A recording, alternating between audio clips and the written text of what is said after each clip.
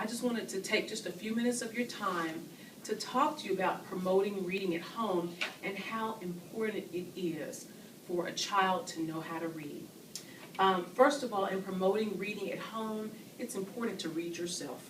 That's just important for a child to see you reading. And your children tend to emulate what you do.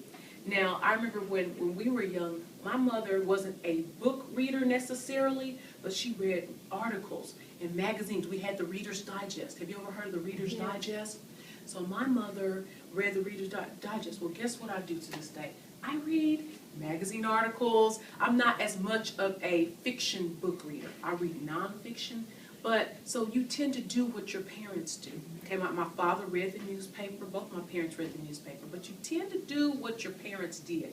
But we are a family of readers. So I want to encourage you to do that. And when they see you doing it, they'll want to follow your example. Another thing that's so important is for your child to read every single day. Studies show that if you just spend 30 minutes, if your child spends 30 minutes reading, that studies show that they will do better in reading at school. And reading is the cornerstone for all the other subjects.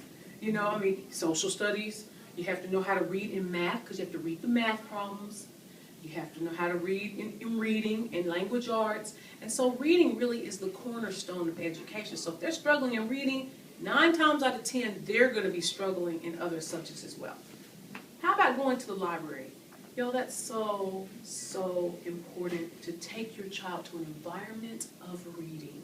And as a matter of fact, I do have some information to share with you about the Pleasant Grove Library, and they're going to have some wonderful activities. They have activities all the time. This is our library, our neighborhood library, the Pleasant Grove Library. It's a beautiful new library, but I want to encourage you to take advantage of those activities. Make sure, even when you're there, check out a book for yourself, or even check out DVDs. You can rent free DVDs from the library. So they have wonderful activities that taxpayer dollars pay for, so it's all free information. Read aloud to your kids.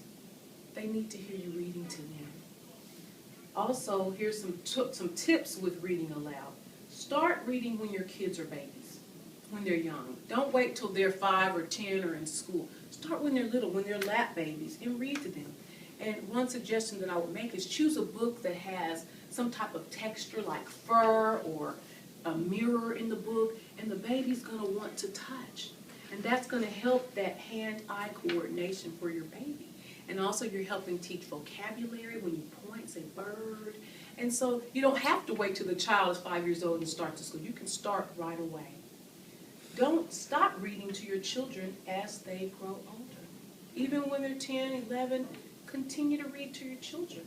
And set aside some time each day for reading, reading aloud, like 10 minutes a day. I know families are very busy and children are in activities and things, but y'all think about it.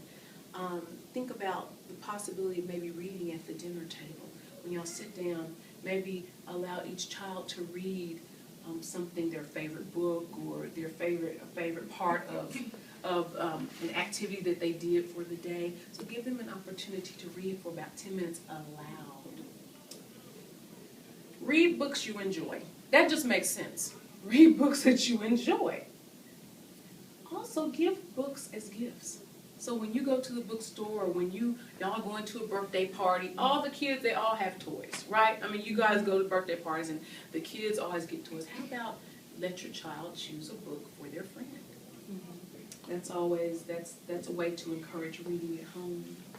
And also you can have your child to make his or her own little library at home, maybe a little small shelf in their bedroom, and as they collect their books, children love repetition. They love to read those same books.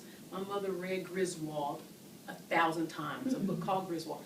I had a little baby brother, and my mother would read that book every day. We memorized the words to the book. I mean, that's how many times my mother read that book. We knew the words to the book. So children love that familiarity. They love to be familiar with the book, and they never get tired. You think, oh, we read that last week. No. You can read it every single day, and they just don't get tired.